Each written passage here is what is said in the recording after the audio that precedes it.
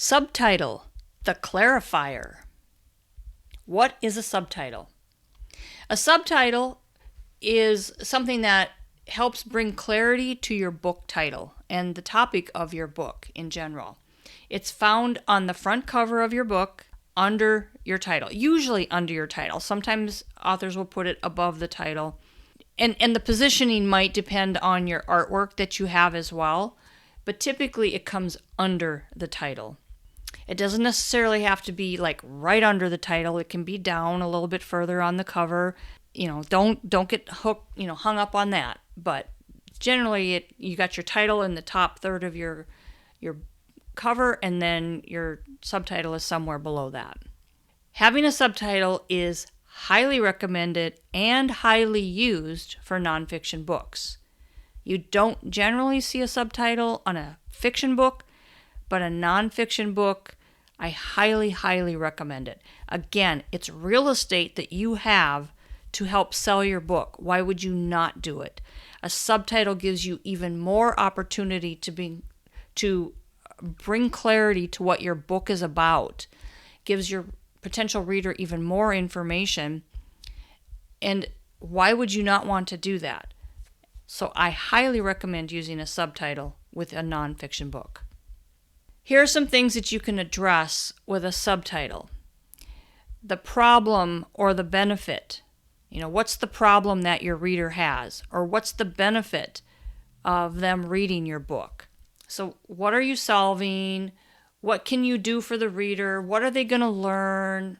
What's the benefit they're going to walk away with? What are you claiming? All these, different types of things can be in your subtitle. And here's an example, the book that I mentioned earlier, The 12-Week Year.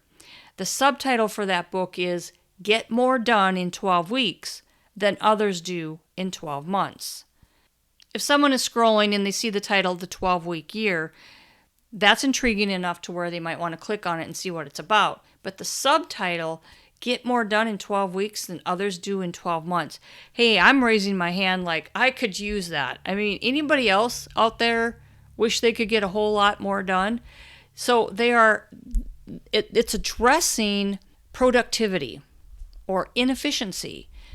And knowing that this book is going to help me become more efficient or be able to get more done in less time, that's even more intriguing to me than just the 12-week year.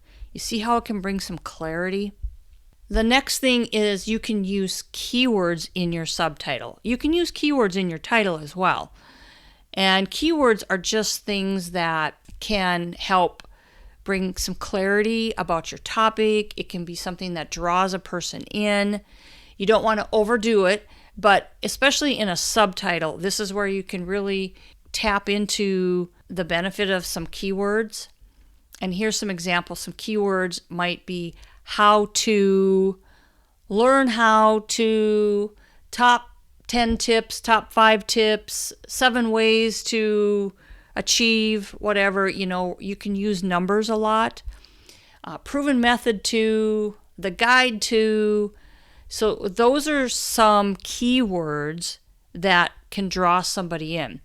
Now, here's the book, The Miracle Morning. The subtitle for that is The 6 Habits That Will Transform Your Life Before 8 a.m. This title is tapping in on subtitle is using numbers. The 6 habits. Now, I will say this subtitle could be improved just slightly more by taking the word the off. It's an unnecessary word. Your subtitle could be 6 habits that will transform your life before 8 a.m. The word the adds nothing to the subtitle. And even the title potentially could be just Miracle Morning. The Miracle Morning, it's okay in this case. When you're thinking about a subtitle or even your title, for words like the or something like that, think about what you're saying. Can the phrase still support itself without that word? In this case, yes. 6 habits that will transform your life before 8 a.m. You don't need the word the. It's implied. So try not to overuse words like the and stuff like that. If your sentence or phrase or title can support it without using that word, then try not to use those types of words. Again, don't overuse keywords in your title or subtitle. You don't want to overload your subtitle with keywords because it can come across as being, especially for Amazon, they don't like you overusing keywords. Don't worry about it too much. You can use them. Just try not to squeeze every one of those things into one phrase.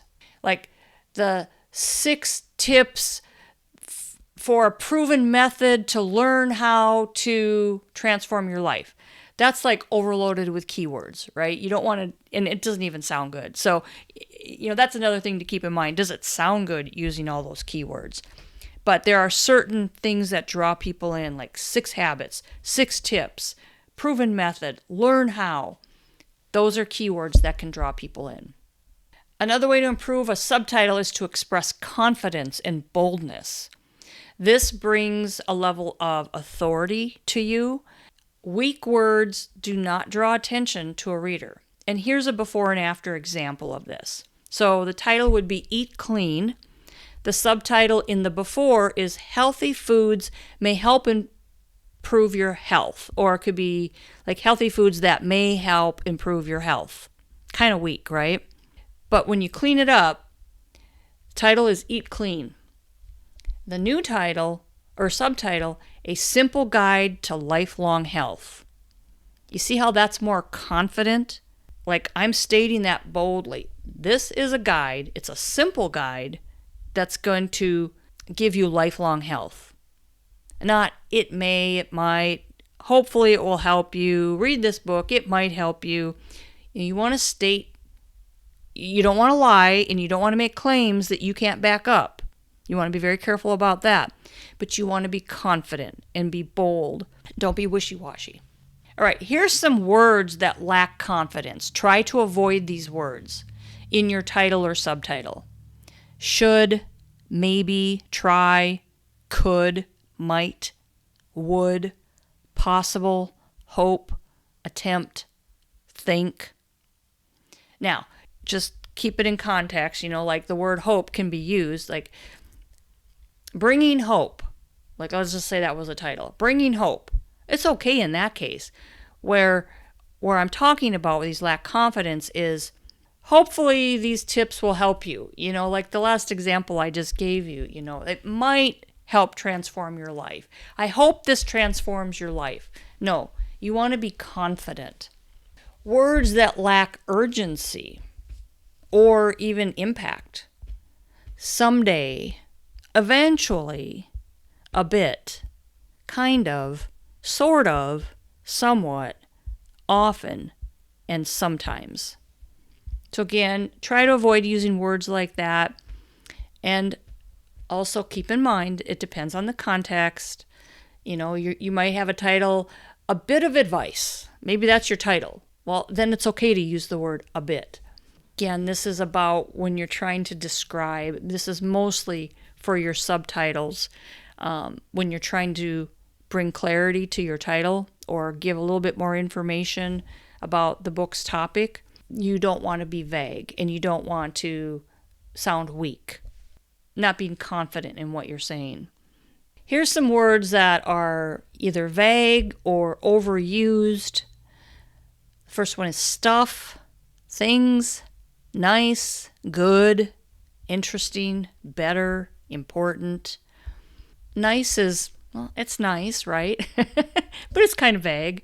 Good is, well, it's good, but it's a little vague. So just think of the words that you're using and what kind of message they might be sending. Words that might dilute authority or action. Somehow, possibly, perhaps, maybe, just. It possibly could help you transform your life. Perhaps it'll help you. Maybe it'll help you. You're not confident. You're not coming across as having any real confidence in what you're saying.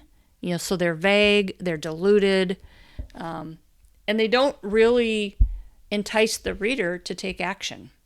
Your action steps are to write down 5 to 10 possible subtitles for your book. And again, if you're in the middle of writing right now, you can hold off on this exercise until you're done with your rough draft, and then come back to this step and work on your title and subtitle action steps. And then same thing, rank those in the order of your favorite, and then share your top 3 choices in the Facebook group. Create a poll if you want to, and if you need help in choosing a subtitle, get some feedback from the group. But basically, you're going to do the same steps as you are going to do for your title. Keep those in mind. Again, don't stress about this if you're still writing. This is not required, not needed before your book is completed.